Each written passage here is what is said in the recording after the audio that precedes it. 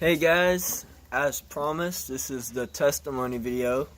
So it's going to be longer than the other ones, probably significantly longer. So I hope you take the time to listen to it all. And I'm just going to talk a little bit briefly beforehand about what testimonies mean. And even this, what you might think is an insignificant testimony has meaning, because it's still the grace of God working through someone. For a long time, I thought my testimony wasn't powerful. I thought, oh, my testimony is so insignificant because I never jumped off the deep end. But the deep end for somebody else might not be the deep end for you. My deep end is different than a deep end from somebody else. No, I've never struggled with alcohol or drugs, but I have struggled with other things. I have always believed in God. I've always followed His path the best I could, but there have been times where I've strayed from that path. And so I just want to say this before I get into my testimony. First off, your testimony could be this simple. Your testimony could be, you were born, and when you were able to understand and comprehend stuff, you found the Lord, and you followed Him directly, contently, all throughout the time until you die. And that testimony, throughout your life, you're doing the Lord's work and everything. That testimony could mean so much to somebody, even though you didn't fall into a dark hole and stray from Christ and just completely just cut Him off. That testimony can mean more to somebody than somebody that did struggle with drugs or alcohol or whatever it is. So I just want to throw that out there. Your testimony means something. Even if you think it's insignificant, your testimony is significant. And so I just wanted to say that first off and firsthand. And I guess it's my turn to share my open all doors testimony. I've never done this before. I can't remember the last time I shared my testimony in front of like a group of people. So this will be the closest I've ever done it for here recently. So I'm excited. So here we go. I was born in Camden, Arkansas. I've lived here my whole life except for a couple months. I lived in Hot Springs a couple months ago. But my mother and father, I guess I'll give a little backstory. My mother was born in Georgia. She moved around a lot as a kid, believes in God, and she was married beforehand. Before she met my father, had 2 kids with him. So I have a half brother, a half sister, and I have a full brother. I have 2 stepbrothers, which I'll talk about them later. And they divorced. I don't know why. We don't talk about it. I didn't ask. And her and my father met, had me and my full brother, Donnie. And my oldest brother's name is Brian, and my sister's name is Jenny. And so, her and my father took me and my siblings to church. And they divorced when I was, I want to say around 4 or 5 years old. I remember it briefly. I don't remember a whole lot about it. I didn't actually know what happened until I was around 21 years old, right before my brother Donnie got married. I found out that my father had molested my sister, and so it was really tough for me to deal with that. Even though I found out when I was very strong in my faith and a whole lot older, it's still very tough, because that's something that I had to deal with personally. Just, I had a lot of questions, and just always ask that question, why? And sometimes that's not the right question to ask. Sometimes it's not the why. Sometimes it's the you're going to ask why. But sometimes that's just not the best question to ask, because it gets you thinking, it gets your thoughts headed in the wrong direction. But for me, that's what it did. But I didn't stray away at that point when I found out. When I was around, but I think this was before my parents split, I was about 4 years old.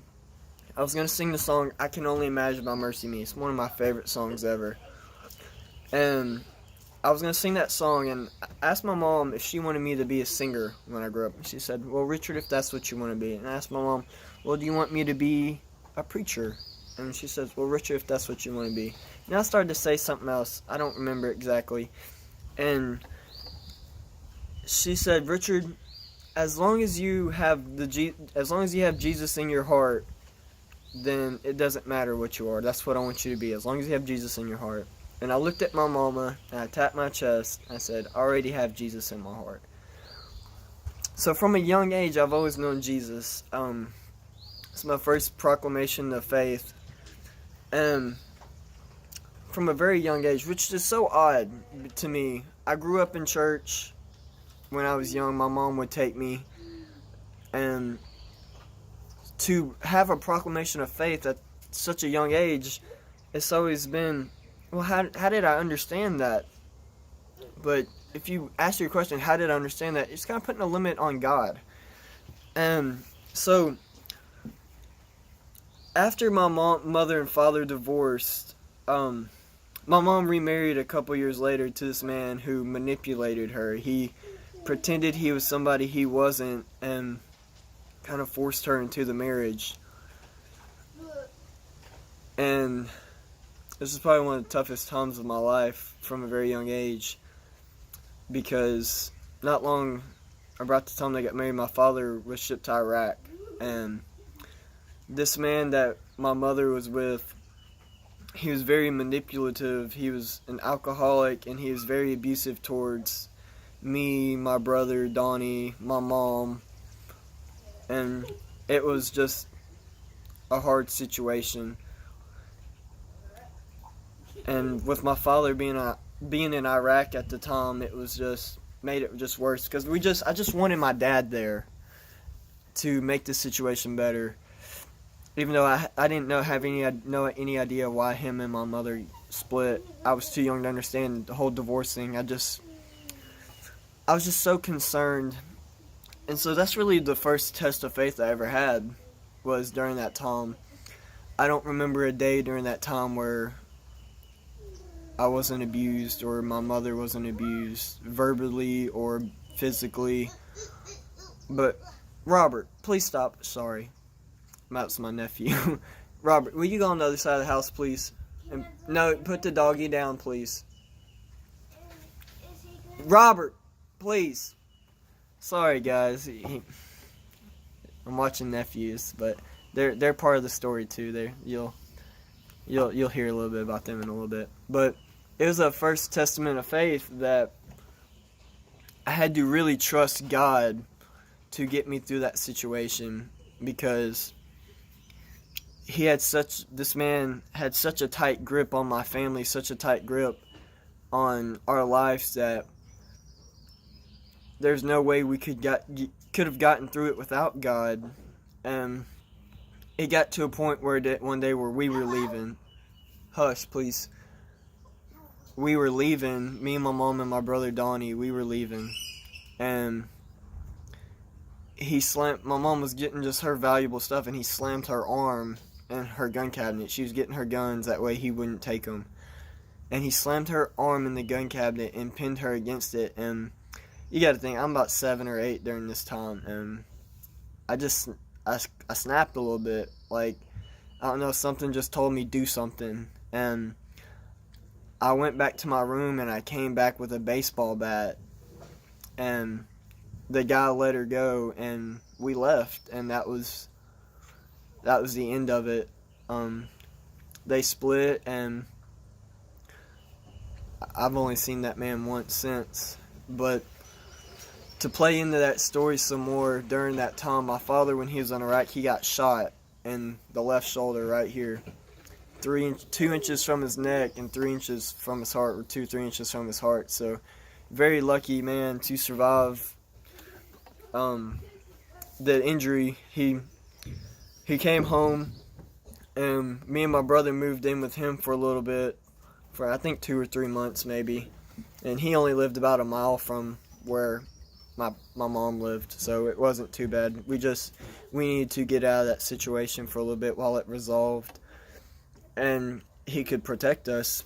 And so during that time, I really had to trust God and put my full, complete faith in Him to get us through that situation because of how tough it was. From a young age, going through abuse, and your first ever encounter with alcohol is a man that abuses you, it's not just a good way to start your life. I mean, I had to go to counseling in school because of it. My teachers knew about it, the situation, and they kind of kept it quiet, and they would just ask me how I'm doing and stuff. And it's just going through that as a young age, like that's a traumatic thing to go through. But through Christ, I was able to come out of that strong in my faith because the Lord was the one that provided for me during that time. The Lord was my refuge. The Lord was my shelter.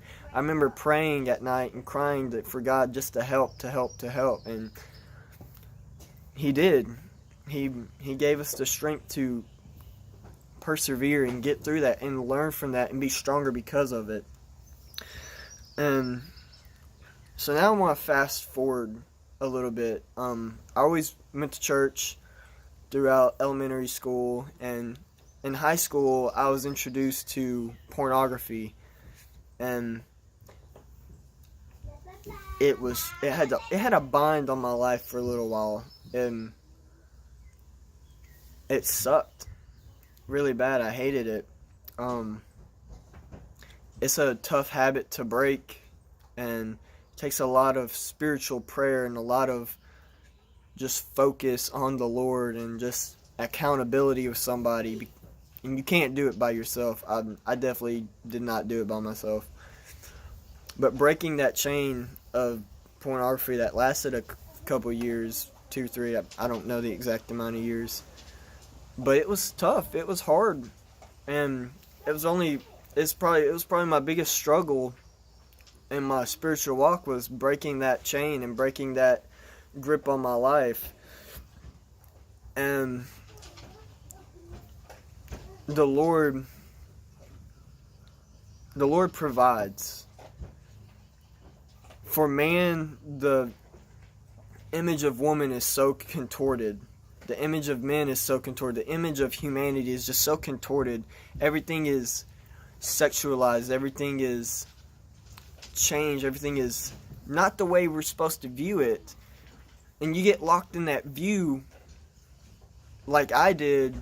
It's hard to break, because then you're kind of letting Satan grab you, and you're just doing like this with your hands. You're doing like this, and you're letting Satan come up behind you and just put a bear hug on you. And it's so hard to get loose, and he just holds you, and he doesn't let go. And you have to cry out to the Lord for help. As the more you cry out, the more you make that choice to say no, and the more you do this, and then the Lord starts pulling Satan's hands off, and you break free. And it's a lot. It's tough.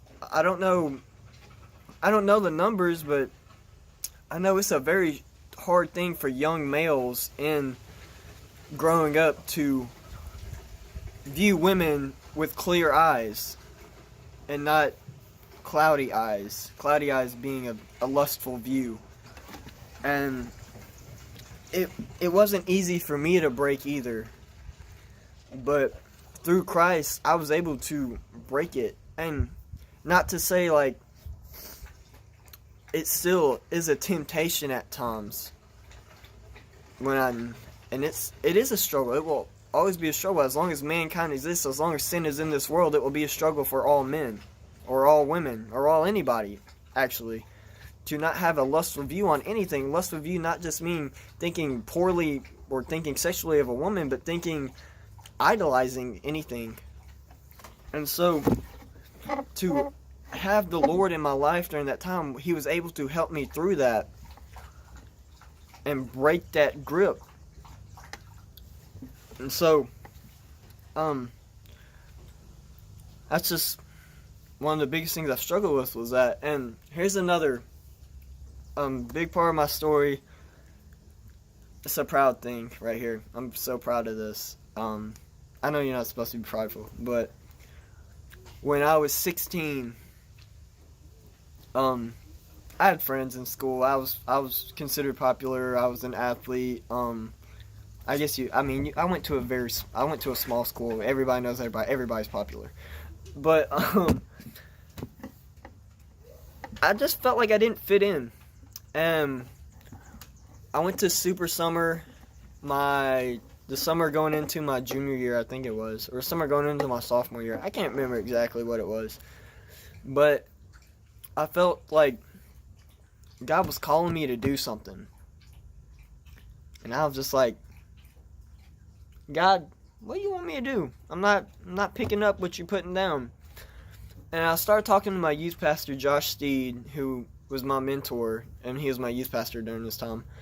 And he says, Richard, I'm not surprised that you're coming to talk to me. I've actually been waiting. I felt the Lord kind of calling you too. And I wasn't sure until you just now came up, and we went through this book called Is God Calling Me by Jeff Iorg. I think that's the dude's name. And it felt like I was reading my life story. That's when it was made clear. God basically told me, in a sense, you're going into ministry, boy. And my phone fell. And so, at that point, I was like, I'm going into ministry. This is awesome. And it was such a specific calling, too. For some people, you got to figure out, well, am I called into youth or children or adult or recreational? For me, it was a clear, youth college ministry is where I want you to be. And so, after that, I started taking opportunities that Josh was giving me to get involved in ministry and help lead youth group and teach some and do evangelism conferences. And it was such an amazing time during my life to go through Super Summer, to go through youth group, and to grow and to learn spiritually. And it's just awesome. I missed a part of my story. I can't believe I let this out. I told y'all about something and I forgot. But I'm going to drop back here in a second. But the call in the ministry is a pivotal point because it's something that I will never stop following. It's like the call in my life that I'm going to continue furthering. So calling my life that I'm going to continue pursuing until this time on earth is over with. And for me, being a recently college graduate looking for ministry opportunities, you really have to trust God because I have a secular degree. I have a finance degree. I don't have a ministry degree. And so it's really a time where I will always have to trust God. And if you learn anything from my story, this is it. Trust God. That's it. Trust God. That's it. If you want to quit watching the video now, just get this. Trust God. So I'm gonna drop back a little bit, a few years. When I was 9 years old, my grandmother lives in Tennessee, my mom's mom. We were driving up there, and my mom had a CV radio in her Ford Ranger. We were driving up there. And she was asking if any truckers were headed that way. And this guy said, yeah, I'm headed that way. I'm blah, blah, blah, blah, blah, this truck or whatever. That guy ended up being my stepdad. My parents met, my mom and my stepdad, which I refer to my stepdad as my dad, met on the interstate. The interstate.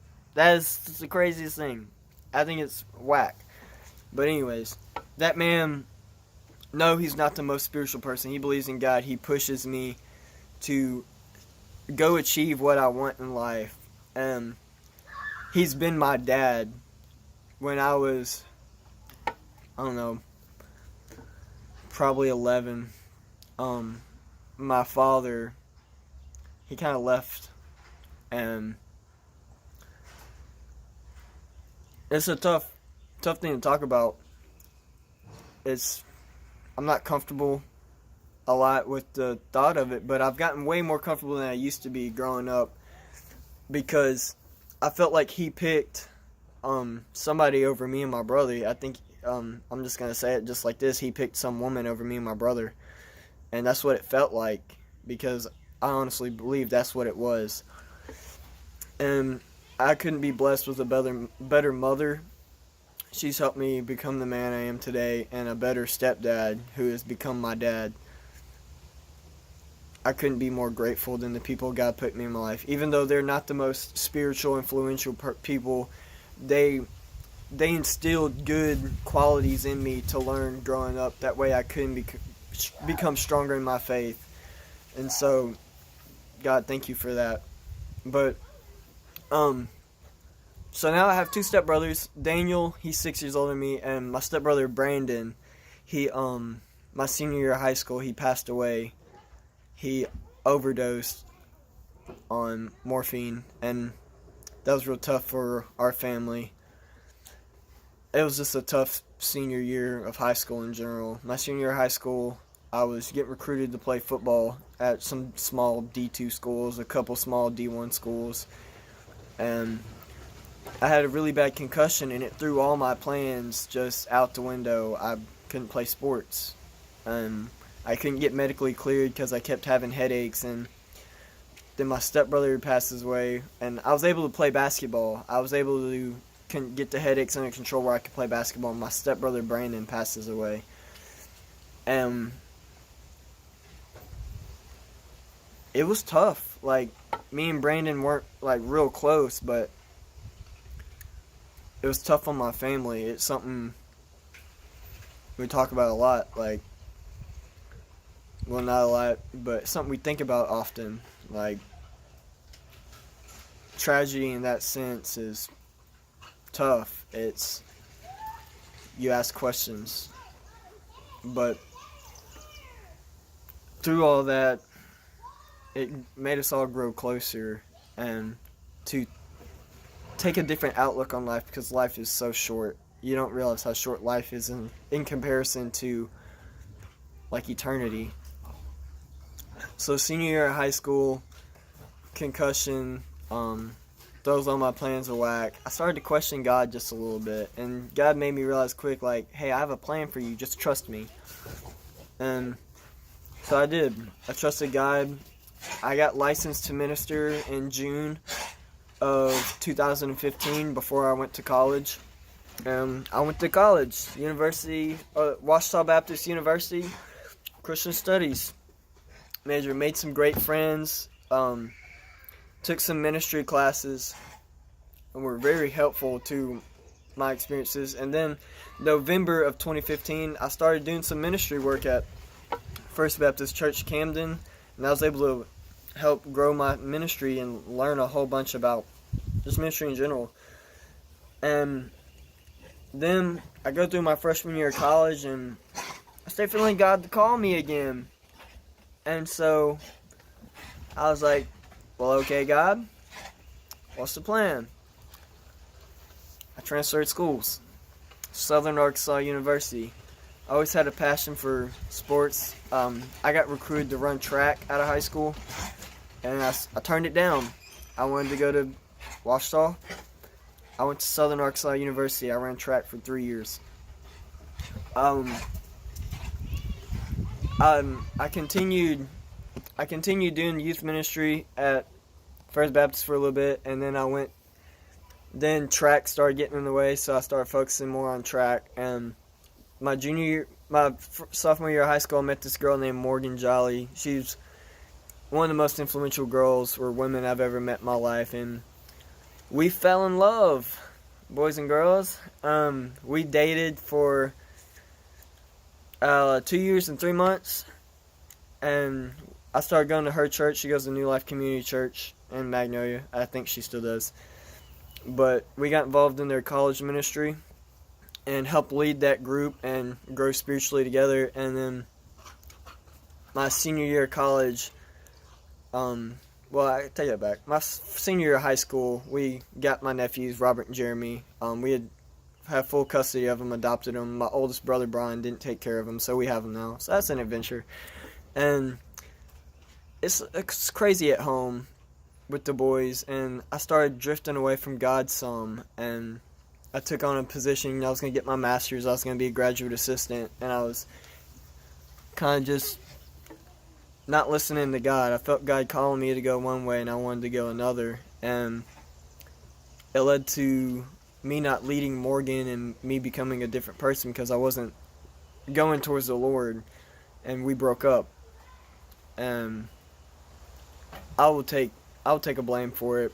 I mean, I wasn't leading her the way a man should lead the woman in the relationship. I wasn't leading her towards God. And that brings me to now, where I've come in the past 8 months. Brother Carly Davis in November reached out to me, and I was able to do some work at First Baptist Smackover and build my ministry. And from the August when me and Morgan broke up until now, I've never grown so much spiritually in my life. I've trusted God and relied on God so much, and He's built me up. And it's all just been back to that thing I want you to learn from this story, is to just trust God. Because through whatever you go through in life, you have to have trust. And if you can't trust yourself, you have to at least trust somebody.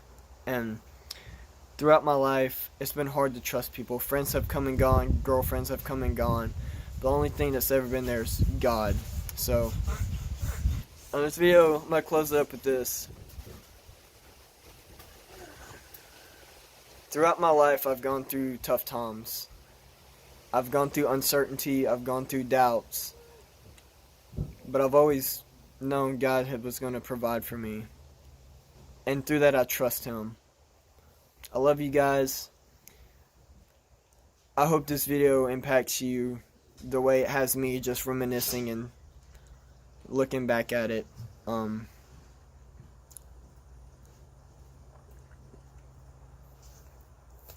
Trust God. I'm